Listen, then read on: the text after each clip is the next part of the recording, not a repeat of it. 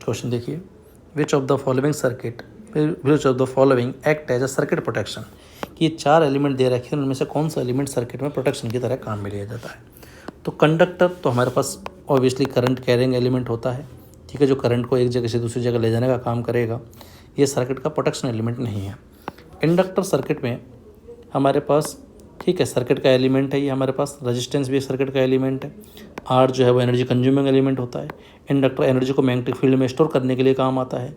Even capacitor भी circuit का ही element है, जो कि हमारे पास इलेक्ट्रिक फील्ड की फॉर्म में एनर्जी को स्टोर करने के काम में आता है। तो ये भी सर्किट एलिमेंट हो गया, प्रोटेक्शन नहीं है। स्विच लगेगा कि प्रोटेक्शन एलिमेंट नहीं, ये केवल हमारे पास सप्लाई को ऑन या ऑफ करने के लिए काम में लिया जाता है, प्रोटेक्शन के लिए काम में नहीं लिया जाता, सर्किट को ऑन ऑफ करने के लिए काम में लिया जाता है। अब कहोगे कि सर हम ऑन ऑफ कर दे तो फिर प्रोटेक्ट भी तो कर पाएंगे, नहीं।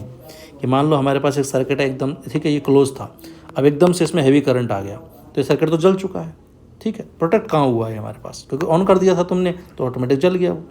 तो ऐसे में फ्यूज जो हमारे पास एक प्रोटेक्शन स्कीम की तरह काम में लिया जाता है। कैसे, कि मान लो किसी सर्किट में हमारे पास अगर करंट जा रहा है तो वहाँ अपन सीरीज में फ्यूज वायर लगाए थे, और इस तरीके से लगाते हैं कि ये पर्टिकुलर वैल्यू तक ही अपने अंदर करंट को पास होने देगा।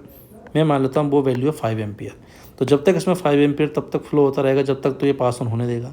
जैसे ही करंट 5 एम्पियर से ज़्यादा आएगा तो तुरंत ये क्या हो जाएगा, मेल्ट हो जाएगा, सर्किट ओपन हो जाएगा, करंट का फ्लो बंद हो जाएगा। तो ये अगेंस्ट हैवी करंट ये सर्किट को क्या करेगा, प्रोटेक्ट करने का काम करता है। तो आंसर क्या होगा हमारे पास, 4th ऑप्शन। ध्यान देना, स्विच कंट्रोलिंग डिवाइस है बट प्रोटेक्टिंग डिवाइस नहीं है, ठीक है।